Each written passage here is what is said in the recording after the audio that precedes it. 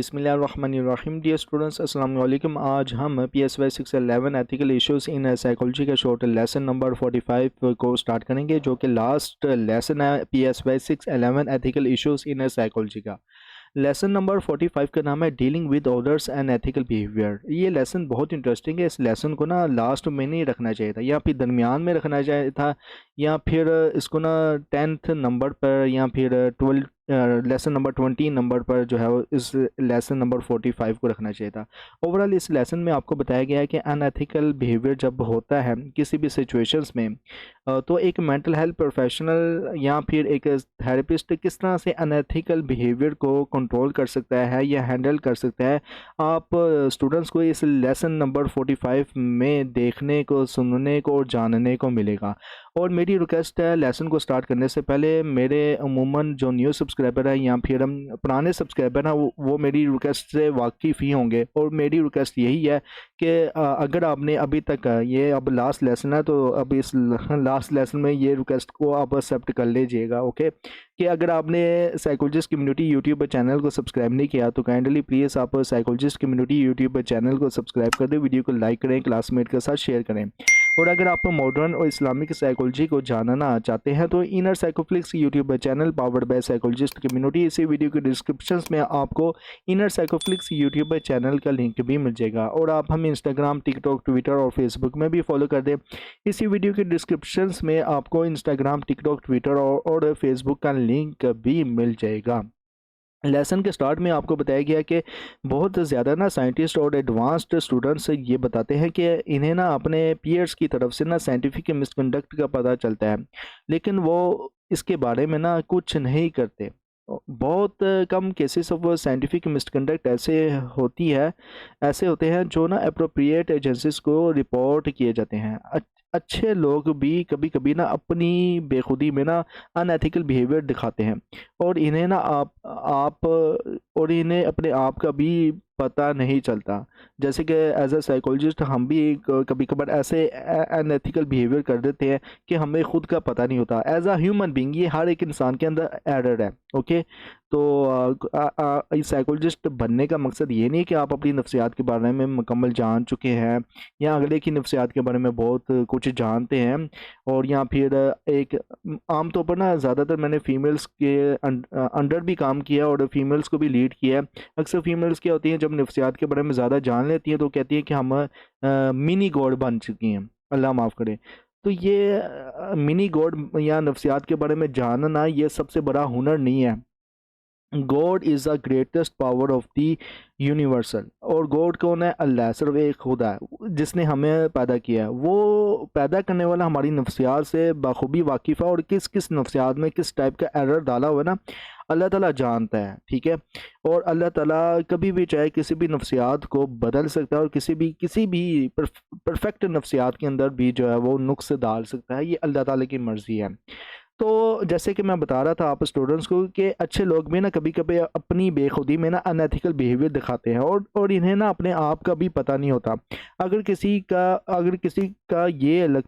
को ये लगता है कि इसने बिना जान बूझ के अनएथिकल एक्ट किया है, तो इसे ना कन्फ्रंट करना आसान होता है, क्योंकि ना इस सिचुएशंस में ना आपका अप्रोच ज़्यादा एजुकेट करने का होगा, ना कि अक्यूज़ करने का, मतलब इल्ज़ाम लगाने का।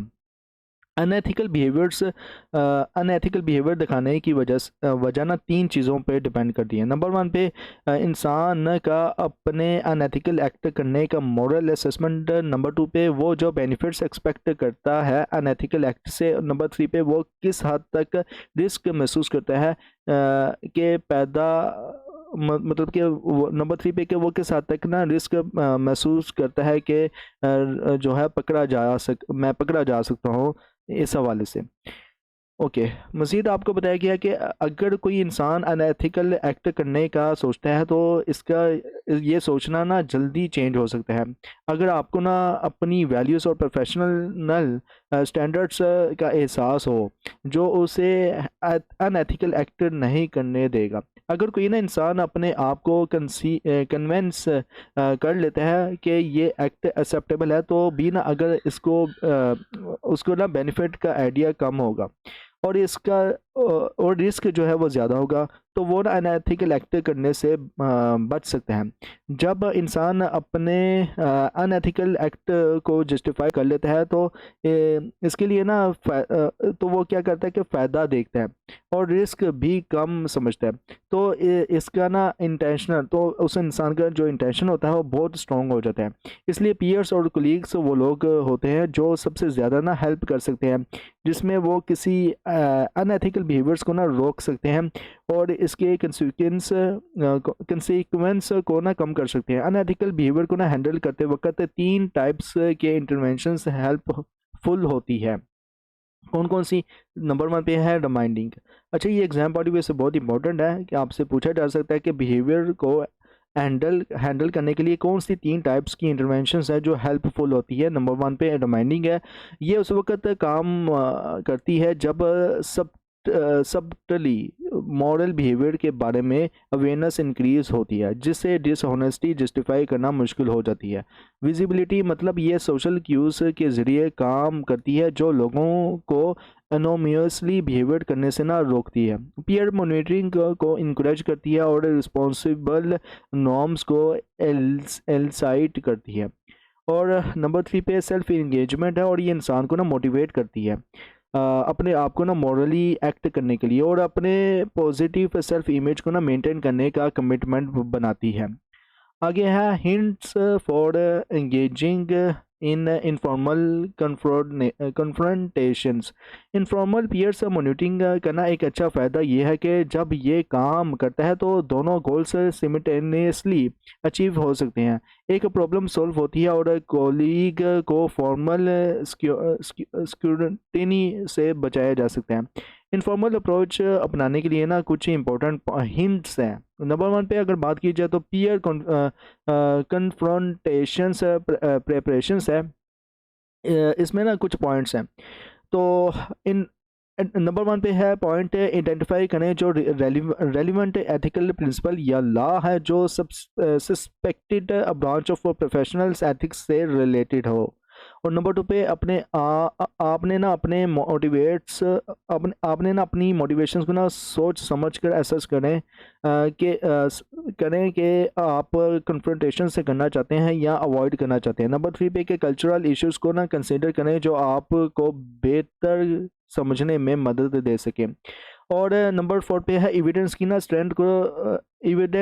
स्ट्रेंथ को असेस करें। एथिकल इन्फ्रैक्शन से ज़्यादातर ना ओपनली नहीं दिखाई देते, इसलिए आपको ना अपनी इंफॉर्मेशन को कैटेगरी करना होगा। आप किस तरह से कैटेगरी करेंगे? सबसे पहले ए कैटेगरी है, मतलब कि आपने ना कुलीग को अनएथिकल बिहेवियर करते हुए ना डायरेक्टली ऑब्जर्व करना है। और बी कैटेगरी में ये होता है कि कोलीग का ना डिस्क्लोजर्स, चाहे वो जानबूझ के हो या नहीं, जिसमें वो अपने एथिकल वायलेशंस का बताएं। और सी कैटेगरी में ये होता है कि कोलीग के सस्पिशियस बिहेवियर को ना डायरेक्टली ऑब्जर्व करना। और डी कैटेगरी में ये होता है कि सेकंड हैंड क्रेडिबल रिपोर्ट मिलना। और ई कैटेगरी में ये होता है कि कैजुअल्स गॉसिप्स के ज़रिए ना एथिकल बिहेवियर का पता चलाना।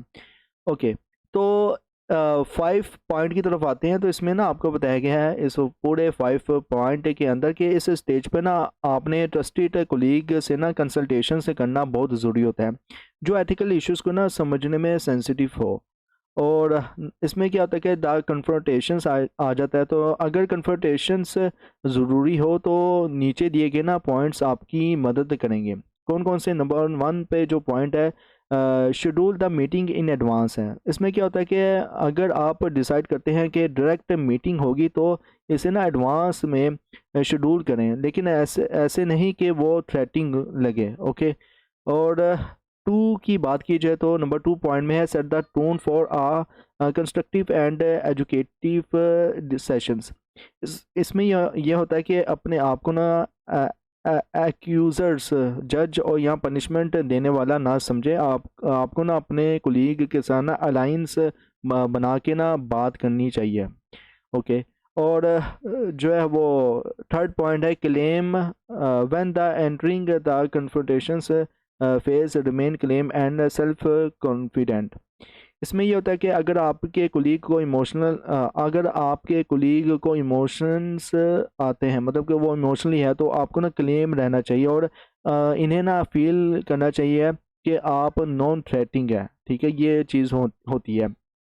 और फिर नंबर 4 पॉइंट पे आपको बताया गया है, describe your ethical obligations, nothing the relevant moral principle और ethics code standard promoting your interventions.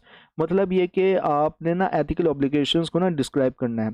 आपने ना एथिकल ऑब्लिगेशंस को समझाते हुए रेलिवेंट मॉरल प्रिंसिपल या एथिक्स कोड्स को ना रेफर करना है। और 5 पॉइंट अलाउ कोलीग सैम्पल, मतलब कि ये सैम्पल है, यहाँ सिंपल टाइम है, ओके, ये थोड़ी सी मिस्टेक है। Allow colleague ample to explain and defend his हो और her positions in a much detail as are required. मतलब ये कि आपने ना कुलीग को एक्सप्लेन करना है कि टाइम दें। आपके आपके ना कुलीग को अपना पॉइंट ऑफ व्यू समझाने का ना पूरी तरह से वक्त देना चाहिए। हो सकता है कि वो ना फ्रस्ट्रेटेड, एम्ब्रेस्ड या डिफेंसिव हो। सी पॉइंट है, if the colleague becomes abusive और threatening attempt to steer the person to a more constructive state. इसमें यह होता है कि अगर कुलीग अब्यूज़िव हो जाए, मतलब ये कि अगर कुलीग अब्यूज़िव या थ्रेटिंग हो तो उससे ना स्टीयर करने का एफर्ट करें ताकि ना वो कंस्ट्रक्टिव हो जाए। अगर ज़रूरी हो तो फॉर्मल चेंजेस भी हो सकती हैं। अच्छा, आपके सामने जो अनएथिकल बिहेवियर जो आपको ये मतलब कि ये टोटल जो है वो टोटल 6 हैं। तो ये जो हमने पढ़े हैं, अगर इसमें ओवरऑल आपको बताया गया कि आपके सामने जो अनएथिकल बिहेवियर है उसको ना हैंडल करना क्रिटिकल हो सकता है। और ये ज़रूरी है कि ना आप अप्रोच करते वक्त ना प्रोफेशनली और एथिकली बिहेवियर करें, जिससे आप अपने कोलीग को भी हेल्प कर सकें और अपने प्रैक्टिस को भी सेफगार्ड कर सकें। ओके, तो ये जो है ना वो काफ़ी हेल्पफुल हो सकते हैं क्लिनिकल सेटिंग्स में, हॉस्पिटल सेटिंग्स में या ऑर्गेनाइजेशनल सेटिंग्स में। जब आप काम कर रहे होते हैं तो आपके कोलीग जो है वो समटाइम अनएथिकल वायलेशंस कर लेते हैं, एथिक्स की वायलेशंस कर लेते हैं। तो अनएथिकल बिहेवियर को किस तरह से आप रिजॉल्व करेंगे, तो ये जो है वो आप स्टूडेंट्स के लिए पॉइंट हेल्पफुल होंगे कैरियर लाइफ में।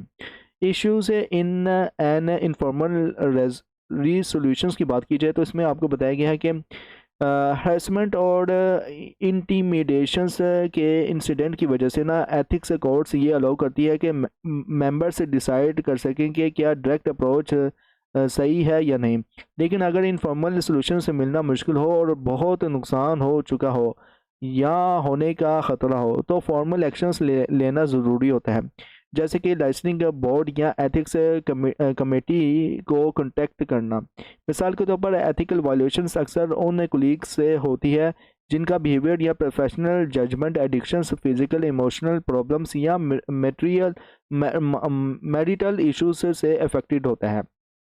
ओके, मज़ीद आपको बताया गया कि अगर कोई ना कोलीग जनरली इनकम्पिटेंट हो लगता है, जैसे कि इसकी ना ट्रेनिंग काफ़ी नहीं हो या इसका ना इमोशनल स्टेट ठीक ना हो, तो इनफॉर्मल इंटरवेंशन से कम काम नहीं करेगा।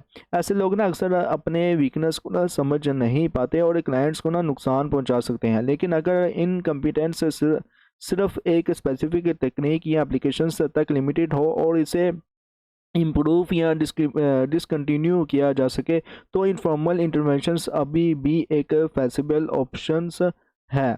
ओके, लास्ट वाले पैराग्राफ में, इस वाले पैराग्राफ में आप स्टूडेंट्स को ओवरऑल बताया गया है कि किस तरह से जो है वो एक मेंटल हेल्थ प्रोफेशनल्स को जो है वो कर सकता है अपने कुलीग्स की मदद वगैरह।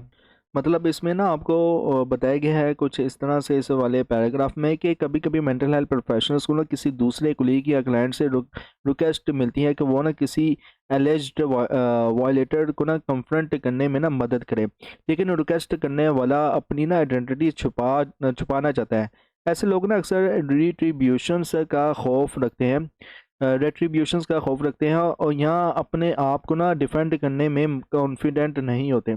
जब ऐसे चार्जेस से किसी हिडन अक्यूज़र के ज़रिए लगाए जाते हैं ना तो ये ना ड्यू प्रोसेस का वायलेशंस होता है। इसके अलावा ना अक्यूज्ड इंडिविजुअल्स को ना अक्सर अपने अक्यूज़र्स की आइडेंटिटी का पता होता है या वो समझते हैं। अक्सर क्या होता है कि हम बहन भाई भी क्या कर देते हैं, मामा को ना बताएं, पापा को ना बताएं, ठीक है, मैंने ये कर दिया वो कर दिया। तो ये जो चीज़ होती है ना, फिर क्या होता है कि अगर हम पेरेंट्स को पता चल जाए या बहन भाई को पता चल जाए तो भाई का पहला क्या निशाना होता है, मुझे पता चल गया, तुझे किसने बताया, मैं उसको अब छोड़ूंगा नहीं, ये नहीं करूंगा, वो मैं ये नहीं करूंगा, वो करूंगा, देखना अब। तो ये चीज़ होती है ना, ये इस वाले पैराग्राम में यही कुछ बताया गया है कि जो बताने वाला होगा वो नहीं पकड़ा जाएगा, लेकिन उसे पता चल जाएगा जिसने बताया है ना, वो पकड़ा जाएगा। तो इस वाले पैराग्राफ में ना आपको यही कुछ बताया गया है। इंटरेस्टिंग है ये fact. Okay, many faces of ethics course में आप स्टूडेंट्स को बताया गया है इन द स्टार्टेड के मेंटल हेल्थ प्रोफेशनल्स के एथिक्स कोर्स का मेन गोल ये होता है कि वो ना कंज्यूमर के इंटरेस्ट को प्रोटेक्ट करें। जैसे कि नंबर 1 पे अपनी कॉम्पिटेंस की बाउंड्रीज के अंदर रहना और इससे ना बाहर ना जाना। नंबर 2 पे मतलब कि जो सेकंड पॉइंट है, जिन्होंने काम करते वक्त हार्म का ख़तरा हो, मतलब कि नुकसान का ख़तरा हो, इनको ना प्रोटेक्ट करना। नंबर 3 पे कॉन्फिडेंशियलिटी और प्राइवेसी को प्रोटेक्ट करना, और नंबर 4 पे रिस्पॉन्सिबल एक्टिंग करना। नंबर 5 पे एक्सप्लॉयटेशंस को अवॉइड करना, और नंबर 6 पे प्रोफेशनल कंडक्ट को अपहोल्ड करना। अच्छा, एथिक्स कोड्स सिर्फ एक पब्लिकल प्लेज नहीं है, बल्कि ना ये कई फंक्शंस परफॉर्म करते हैं, और ये कोड्स हैं नंबर 1 पे पब्लिक रिलेशंस के डॉक्यूमेंट्स के तौर पर यूज़ होते हैं जो पब्लिक कॉन्फिडेंस को बढ़ाते हैं। और नंबर 2 पे ऑर्गेनाइजेशंस की क्रिटिकल मिशंस को भी रिफ्लेक्ट करते हैं। नंबर 3 पे वो उन प्रिंसिपल को डिफाइन करते हैं जो रिस्पॉन्सिबल मेंबर्स फॉलो करते हैं। नंबर 4 पे स्किल्स और एक्सपर्टाइज के प्रॉपर और इम्प्रॉपर यूज़ को क्लेरिफाई करते हैं। ओके, क्लेरिफाई करते हैं। और नंबर 5 पे डिसीजन मेकिंग के लिए ना जनरल गाइडलाइंस देते हैं। नंबर 6 पे अगले प्रोफेशनल्स को ना एजुकेट करने में मदद करते हैं। नंबर 7 पे एथिकल कमेटीज़ और रेगुलेटरी एजेंसी के लिए ना रूल्स डिफाइन करते हैं। और नंबर 7 पे जो लास्ट पॉइंट है, कंज्यूमर को ना कंज्यूमर को एडिशनल प्रोटेक्शंस देते हैं जब इन लाइसनिंग बोर्ड्स कंप्लेंट्स कंसिडर नहीं कर सकते। एथिकल कंप्लेंट्स नॉट परस्यूड में आप स्टूडेंट्स को बताया गया कि एथिक्स कमेटीज हर कंप्लेंट को ना परस्यू नहीं कर सकती। कॉमन रीजंस जो एपीआई कंप्लेंट्स को डिक्लाइन करती हैं, इनमें शामिल है नंबर 1 पे when there is no provision in the code, मतलब जब कोड में कोई प्रोविजंस नहीं होती। एथिक कोड्स हर पॉसिबल इन अप्रोप्रिएट एक्ट या प्रॉपर डिसीजंस को डिटेल नहीं कर सकते। नंबर 2 पे when an ethics committee is not the appropriate mediator, मतलब ये कि कभी कभी ना एथिक्स कमेटी कंप्लेंट्स को ना प्रोसेस नहीं करती जब ये क्लियर हो जाता है कि वो किसी सॉल्यूशंस में मदद नहीं कर सकती। मिसाल के तौर पर जब इश्यूज एथिक्स से रिलेटेड ना हो या इंटर प्रोफेशनल्स पॉलिटिकल डिस्प्यूट हो। नंबर 3 पे when respondents are not members of the professional organisation, इसमें बताया गया है कि प्रोफेशनल एसोसिएशंस और वॉलंटरी मेंबरशिप ऑर्गेनाइजेशंस होती है, और एथिक्स कमेटीज का जुरिस्डिक्शन से सिर्फ करंट मेंबर्स तक होता है। नंबर 3 पे when complaints are against groups agencies corporations और इंस्टीट्यूशंस, मतलब ये कि एक कंप्लेंट मल्टीपल लोगों का नाम दे सकती है, लेकिन ना हर रिस्पोंडेंट को एथिक्स कमेटी के सामने जाना पड़ता है और हर एक की इन्वॉल्वमेंट स्पेसिफाई करनी पड़ती है। एथिक्स कमेटी ऑर्गेनाइजेशन या कॉरपोरेशंस को हैंडल नहीं करती। और 5 point when complaints are anonymous या एनोनमस, अक्सर ना एनोनमस कंप्लेंट्स का रीजंस नोटेड होता है जो यूजुअली डिस्ट्रीब्यूशंस का खौफ होता है। ओके, 6 पॉइंट है when the complaints are improper, मतलब ये कि जब कंप्लेंट्स सही गैर मुकम्मल होती हैं। कभी कभी ना एथिक्स कमेटी को ना कंप्लेंट मिलती है जो फेवरलेस होती है और जो सिर्फ किसी को नुकसान पहुंचाने के लिए होती है। नंबर 7 पे one complaints arrive beyond designated time limits, इसमें आपको बताया गया है कि एथिक्स कमेटी एक्सपेक्ट करती है कि कंप्लेंट्स स्पेसिफाइड पीरियड्स के अंदर फाइल की जाए जब वायलेशंस हुआ हो या कंप्लेंट का पता चला हो, तब ये होता है। ओके, तो ये था आपका लेसन नंबर 45। कैसे लगा कमेंट्स में लाजमी बताएं। अब एग्ज़ाम पॉइंट ऑफ व्यू से क्या क्या इंपॉर्टेंट है वो भी मैं आपको बता दूं, लेकिन मैं आप स्टूडेंट्स के लिए दुआ करना चाहता हूं कि जो भी स्टूडेंट्स इस कोर्स में इनरोल्ड है, अल्लाह ताला आपको अच्छे नंबरों के साथ इस कोर्स में कामयाबी अता करें, आपका CGPA अच्छा आए। और मेरी ये दुआ है स्पेशली आप स्टूडेंट्स के लिए, मेरे लिए भी दुआ कर दें, साइकोलॉजिस्ट कम्युनिटी का साथ दें। और अब एग्ज़ाम पॉइंट ऑफ व्यू से क्या क्या इंपॉर्टेंट है मैं आप स्टूडेंट्स को बता देता हूँ। इसमें ना इन द स्टार्टेड, जैसे कि मैं बीच बीच में बताता हूँ जो जो इंपॉर्टेंट होता है ना, वो आपको मैंने बीच बीच में बताया कि ये इंपॉर्टेंट है, ये इंपॉर्टेंट है। एट दी लास्ट भी मैं बताता देता हूँ कि क्या क्या अब इंपॉर्टेंट है इस लेसन नंबर 45 में एग्जाम पॉइंट ऑफ व्यू से। तो इसमें ना सबसे पहले जो 3 फैक्टर्स हैं बहुत इंपॉर्टेंट है। और साइंटिफिक मिसकंडक्ट किस तरह से होती है, ये एग्जाम पॉइंट ऑफ व्यू से बहुत इंपॉर्टेंट है। और अनएथिकल बिहेवियर को लेकर, ठीक है ना, साइंटिफिक मिसकंडक्ट कैसे होती है। इंटरवेंशंस किस टाइप की होती है जब अनएथिकल बिहेवियर हो, तो इन अनएथिकल बिहेवियर के लिए इंटरवेंशंस की टाइप्स लेके, तो रिमाइंडिंग है और उसके बाद विजिबिलिटी है और सेल्फ एंगेजमेंट है। रिमाइंडिंग, विजिबिलिटी और सेल्फ एंगेजमेंट ये एग्जाम पॉइंट ऑफ व्यू पे बहुत इंपॉर्टेंट है। और ये रियल लाइफ में, मतलब जब आप कैजुअल लाइफ गुजार रहे होते हैं अपनी फैमिली गैदरिंग में, तो तब ये रिमाइंडिंग, विजिबिलिटी और सेल्फ एंगेजमेंट बहुत इंपॉर्टेंट होता है। अक्सर फैमिली गैदरिंग में, दोस्तों यारों में या महफिल में जो है वो हो जाता है unethical behaviour. As a human being हर एक इंसान जो है वो अनएथिकल बिहेवियर परफॉर्म कर देता है। मुझसे भी हो जाता है समटाइम, मैं यूज़ कर लेता हूँ। लेकिन क्या है कि जब मैं किसी का अनएथिकल बिहेवियर देखता हूँ तो देन ये जो ये 3 टाइप्स ऑफ इंटरवेंशन है ना, ये हेल्पफुल साबित होती हैं उस सूरत में जब अनएथिकल बिहेवियर कोई कर दे तो। ओके, तो एंगेजिंग इनफॉर्मल कन्फ्रंटेशंस की बात की जाए तो कोई सी भी 2 हिंट्स के नाम लिखें तो ये एग्जाम पॉइंट ऑफ व्यू से इंपॉर्टेंट है, आपसे पूछा जा सकता है। तो इसमें आप प्री कन्फ्रंटेशंस है, प्रेपरेशंस है, और दूसरा जो है द कन्फ्रंटेशंस के नाम से जो है इसमें भी आपसे पूछा जा सकता है कि प्री कन्फ्रंटेशंस से प्रेपरेशंस में आप क्या करेंगे जब अनएथिकल बिहेवियर होता है। तो दो तरह की ये पॉइंट्स आप इनको ना अच्छे से मेमोराइज कर लेना। और अगर आप किसी की सोर्स ऑफ इंफॉर्मेशन कौन सा होना चाहिए जब आप प्री कन्फ्रंटेशंस कर रहे होते हैं, तो ये आपको कुछ कैटेगरीज देगी हैं। इन कैटेगरीज का ख्याल रखते हुए आपको प्री कन्फ्रंटेशंस रखना होता है। और इसके बाद अगर कन्फ्रंटेशंस की बात की जाए, अब आप कन्फ्रंटेशंस की तरफ आ जाएंगे तो इसमें क्या होता है कि आपने शेड्यूल मेंटेन करना है कि कब मैंने जो है वो अनएथिकल बिहेवियर की रीसोल्यूशंस के लिए जो है वो मैंने क्या क्या करना है। उसमें भी कुछ पॉइंट्स हैं, the schedule the meeting in advance है, set the tone for constructive and educative sessions हैं।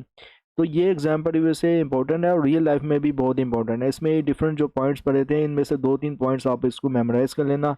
प्लस आपसे घुमा पड़ा के भी पूछा जा सकता है, जैसे कि जज, जूरी एंड पैनल से डिस्पेंसर्स ये रोल ऑफ अक्यूजर्स ना करे तो फिर क्या होता है।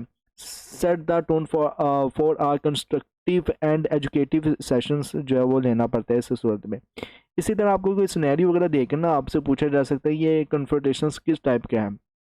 ओके, तो इनफॉर्मल रीसोल्यूशंस के लिए किस टाइप के जो इश्यूज होते हैं वो भी एग्जाम पॉइंट ऑफ व्यू से इंपॉर्टेंट है। ये पैराग्राफ दिया गया तो मैंने डिटेल से आपको ये पढ़ के बता दिया। तो ये जो हाईलाइटेड किए हुए पॉइंट है यही एग्जाम पॉइंट ऑफ व्यू से इंपॉर्टेंट हो सकते हैं। इसमें जो वर्ड है ना एलिज्ड वायलेटर्स, ये इसका मतलब क्या है, ये एग्जाम पॉइंट ऑफ व्यू से भी इंपॉर्टेंट है। आपसे पूछा जा सकता है कि एलिज्ड वायलेटर किसे कहते हैं। एलिज्ड वायलेटर्स होने की सूरत में जो एथिकल इश्यूज होता है इसको किस तरह से आप सॉल्व करेंगे या रीसोल्यूशंस किस तरह से करेंगे। तो इस तरह से आपसे ना एग्जाम पॉइंट व्यू में एग्जाम पॉइंट व्यू से ये जो है इम्पोर्टेंट है। आगे ये मैन्युफैक्चरर्स ऑफ एथिक्स कोड्स कौन कौन से हैं, इनमें से ना आप 2-3 बस जो है इनको याद रख लीजिएगा। इसी तरह फिर आपको दिए गए हैं यहाँ पे जो कुछ एथिक्स कोड्स मज़ीद इनको मैंने एक एक लाइन को पढ़ के मैंने आपको बताया था। तो इनमें से आप जस्ट 2-3 याद रख लीजिएगा। फिर एथिक कंप्लेंट्स नॉट पर प्योर या प्योर या परस्यूड, तो ये एग्जाम्पल वैसे इंपॉर्टेंट तो हो सकता है लेकिन इसका ना आपको सिनेरियो देखकर या घुमा पड़ा के ना कोई भी पॉइंट्स को लेकर आपको उठाकर पेश किया जा सकता है, और देन आपसे पूछा जा सकता है कि ये किस टाइप का जो है वो एथिक्स से कंप्लेंट्स नॉट प्योर श्योर्ड है। ओके, ओवरऑल ये था आपका लेसन नंबर 45। तो इंशाल्लाह मिलते हैं नेक्स्ट किसी अच्छी वीडियोस में, असाइनमेंट जीडीबी या प्रैक्टिकल के सॉल्यूशंस में, या फिर किसी और शो लेक्चर्स की सीरीज़ में, और या फिर किसी भी वीडियो में। तो till then thank you so much. अल्लाह हाफिज़।